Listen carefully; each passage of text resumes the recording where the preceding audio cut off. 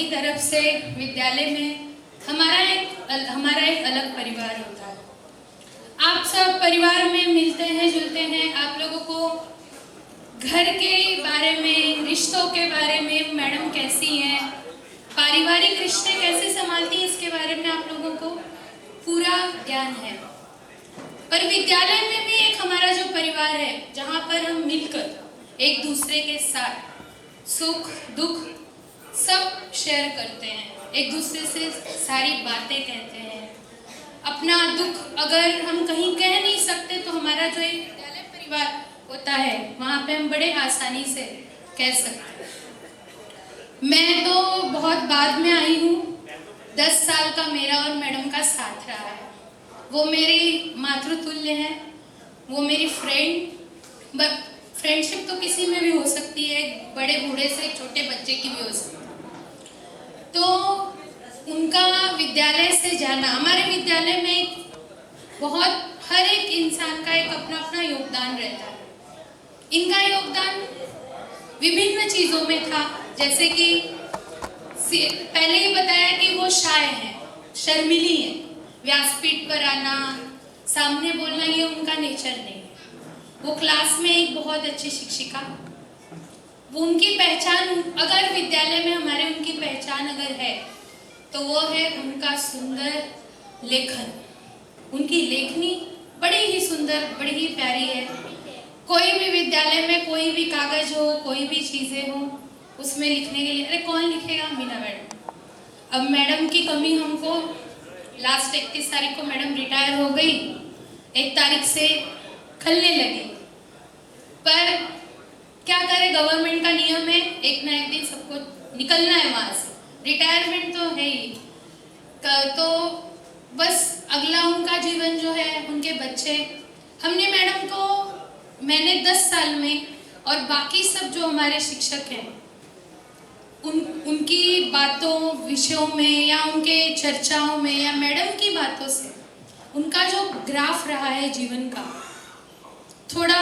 थोड़ा नहीं बोलूँगी मैं, कठिनाइयों से भरा रहा है।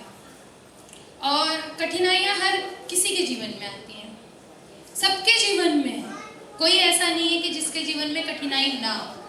किसी के जीवन में आर्थिक परेशानी है, किसी के जीवन में पारिवारिक है, कोई अपने स्वास्थ्य से परेशान है। कुछ ना कुछ परेशानियां हर किसी के जीवन में है। उनके जीवन में यह परेशानियां थी।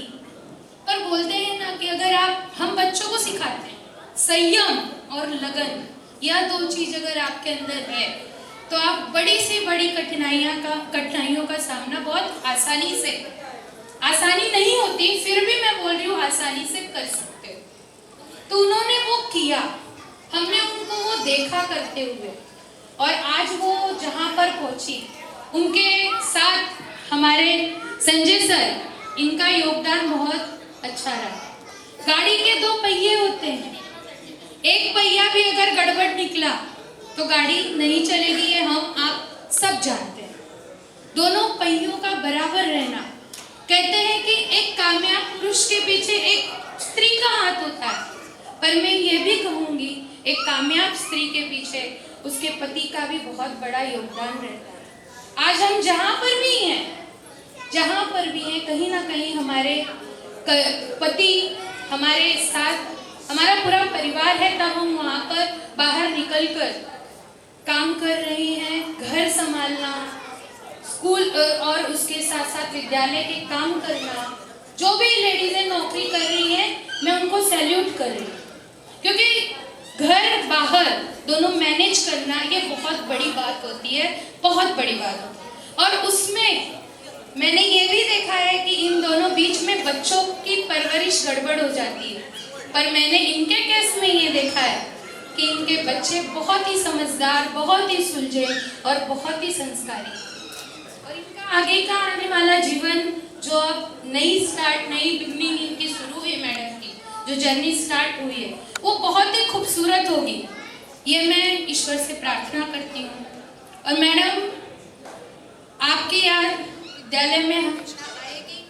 बोलते हैं याद जरूरत पड़ती है तो हर किसी को आती है, तो जहाँ जरूरत होगी वहाँ पे तो याद आएगी, पर हमेशा आप हमारे दिल में हो। खुश रहना, स्वस्थ रहना। अपने आप चंद्रेश और गुड़िया को उस दिन विद्यालय में भी मैंने बोला, मुझे बहुत खुशी होती है कि ये दोनों बच्चे बहुत अच्छे हैं और मुझे उन पर विश्वास है कि वो अपने माँ बाप के आगे का जीवन बहुत ही खुशमय आनंददायी बनाएंगे। और ये खुशनसीबी है कि ऐसे बच्चे अगर हमारे जीवन में हैं तो बहुत बड़ी खुशनसीबी। आपके पास धन है, प्रॉपर्टी है, सब धरा का धरा रह जाएगा अगर आपकी संतान अच्छी नहीं होगी। पर अगर आपकी संतान अच्छी है तो आपके पास धन नहीं है, दौलत नहीं है, प्रॉपर्टी नहीं है, सब बन जाएगी।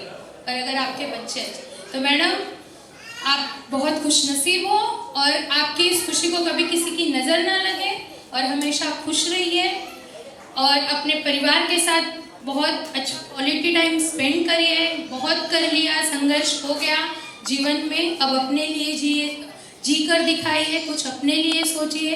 अब धीरे धीरे अब बच्चों की शादी का उम्र हो रहा है तो उसकी भी तैयारी करिए और हमको ज़रूर बुलाना मैडम, भूलना मत। और आप भूलोगे नहीं है, हमको पता है, क्योंकि आज के कार्यक्रम में आने के लिए कम से कम मैडम ने 10 बार ये बात बोली होगी, आना है, पूजा आना है, कल आ जाओगे ना? हाँ मैडम, ज़रूर आए। तो मैडम बेस्ट ऑफ लक आपकी आगे आने वाले आपके भविष्य के लिए, और धन्यवाद आप लोगों ने हमको बुलाया, शुक्रिया।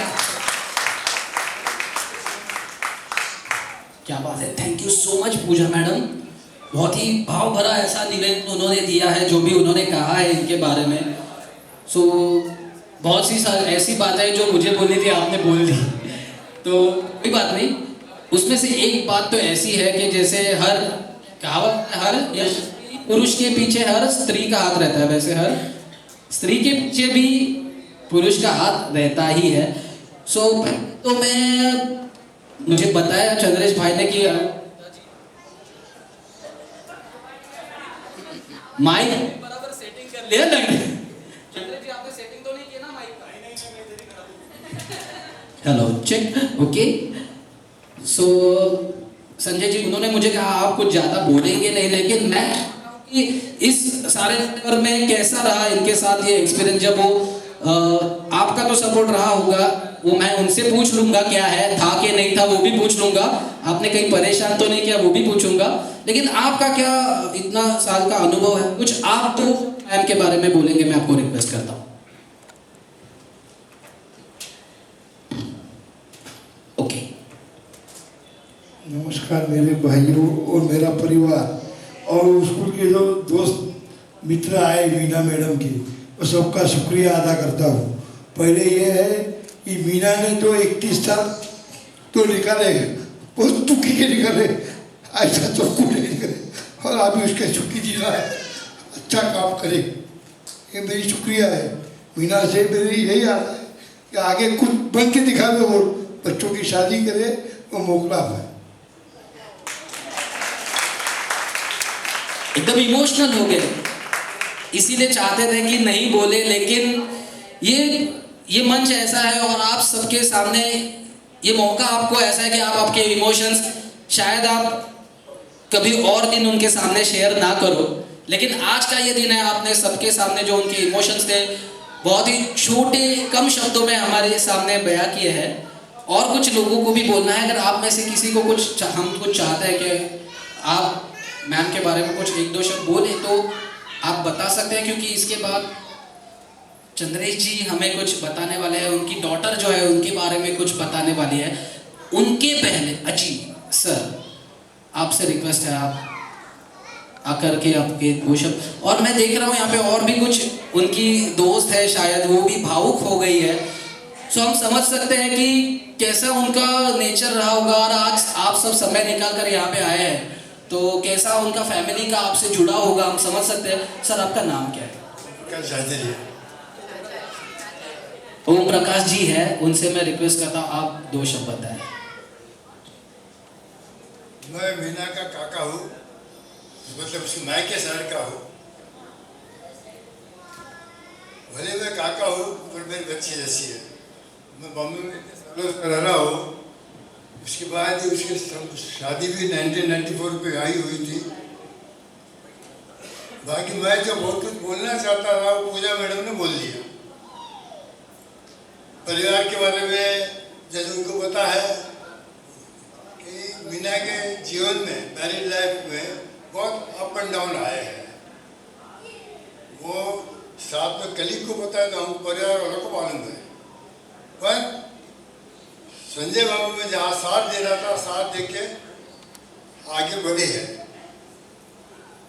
इसमें बहुत अच्छा काम किया है। शादी के पहले भी टीचर थी वो, बाद में यहाँ पे भी उनको टीचर बनाने, जल्दी नौकरी दिलाने में उनके ससुर जी सुरेश संजय जी का हाथ था।